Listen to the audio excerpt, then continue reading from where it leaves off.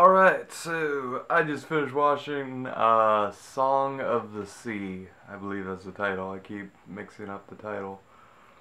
And holy shit, I went into this movie kind of like, oh, it's gonna be one of those artsy kind of movies, gonna be an art house. There's that part of you that's gonna be like, I should like this because it's so artsy, it's gonna be kind of different. It's not going to be your usual movie, so I should like it because of that. Other than that, I didn't really know anything other than what it said on the box, which was, just nominated for movie 2014. So that means it lost out to like Big Hero 6.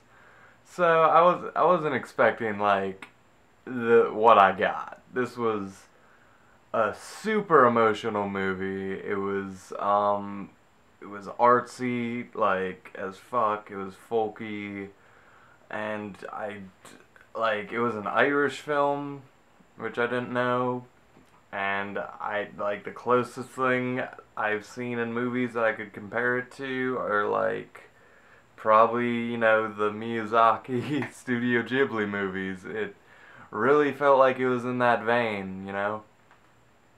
Um, every frame, like there's so I don't know how much of this I'm gonna use for my review because I haven't scripted it yet, but because I just saw this fucking movie. But it was like every frame was just so beautiful, and the opening it was all like it was like watery and like everything was kind of like it was like a memory, so it was like watery to the point where it was like I get the picture, and I was like, is the whole movie gonna be like this? It wasn't, and I was kind of thankful for that. Like, it wasn't too like, what the fuck's going on here? And I like the ideas it brought to the table. I think the main idea was like just handling emotion, right? Because we had the father who, after the death of his wife, uh, crippling sadness, and there's scenes of him drinking, great for children's movies. Um, and even when they came back to see him, he's just in the dark, just fuck my life, you know. And you see how just unhealthy it is to be sad about that kind of shit all the time. And with the brother, he was angry. The second he sees his new sister, he just thinks, "You killed my mom." And you kind of see where that you see why he's kind of just like a dick brother. And when you make those characters, you got to be careful because a dick brother isn't a good character. But you actually see, he has more to his personality. He has this love for this dog. He had this shit going on with his mom. He's, artistic and creative, He has more going for him than he's just a dick brother. And he's going to be a dick throughout the whole movie. And you see why he became kind of a dick. And how that kind of, when it flips on itself, it feels so good. You know, it was a tear-jerking moment when he finally was kind of just like, I'm sorry, I've been a bad brother, and kind of let everything out on the table. It was sincerely tear-jerking. Like I was sincerely like holy shit, am I about to cry here? Like this is bad. Um, and the scene where she finally talked the little girl, it was just like, oh my god, yeah, this is a movie. And the Owl Queen. Sorry that I got that short. I was talking about the Owl Queen lady. Yeah, she kind of reminded me of Baba from Spirited Away. Maybe just because of her design. She's like a really round lady, and I thought she was like the perfect like for the idea of the movie, cause like, right, her son is super depressed, and he's a giant, and he's making everything go to hell because he's crying so much, and so she's like, I'm the only one with the power to stop him, so I just gotta stop him, you know? So she turns him to stone, and then she gets depressed, and she's like, well, I'm just gonna bottle some emotions and put it away so I don't have to deal with it. And then she's doing that so much that she's like emotionless. She's an emotionless bitch, and then she does it to everyone. And that's how you get a villain out of a good character.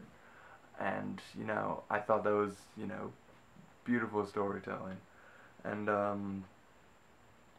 the father, I was like rooting for the father so much, and you know, to see them all come together, and the little girl became like this Jesus thing. That was a little. My least favorite part was maybe like, you know, just the fairies, and they used a different word to describe them, but you know, they were still interesting. You know, they didn't take up too much of the movie. There was that. I really liked the one with the hair. I thought that was, you know, that was cool. I guess it became a little too like we were just some normal kids on a bus to fairies and magic and Jesus all within like a couple minutes. But they were very blatant with these stories that, you know, that were obviously going to come true. And it's a folky movie with a beautiful soundtrack, and it's just one of those things that just kind of mesmerizes you. And you know, I didn't think I'd love this movie as much as I did, but I really just loved it. I love the characters, just looking at it for an artistic sense, just the soundtrack and the visuals and the messages. I think everyone, kids movies are great when everyone can relate to it, because you know they always have ideas that everyone can relate to. The idea of wanting to kind of bottle up your emotions, and not in this movie is a physical sense, but wanting to bottle up your emotions and like, or lash out because of them, you know. But in the end, you accept them and you become a stronger person, or it brings people together. I thought, you know, handled beautifully. I don't know if it's one of those movies where it's like, what would I change? Would I make that kid less of a dick? Maybe here or there. Other than that, and maybe toning down the fairy people, or just giving them a different name. Because fairies just sounds. Other than that, I don't know what I would change about this movie. These are kind of movies that, like, it's such a passion project, and it just makes me want to write something, make something as cool as this, you know. It's just beautiful, you know. It's one of those. And I have a time limit, so I should probably go. But thank you for watching. If you guys haven't seen this movie, I don't know why you're watching this, but fucking watch it immediately. I hope you enjoyed the movie. If you did, maybe you're like me and you just watched it. If not, and you're reminiscing, I hope you enjoyed that. Whatever the fuck, whatever you got out of this, I hope you enjoyed it as much as you possibly could. And with that, I leave you.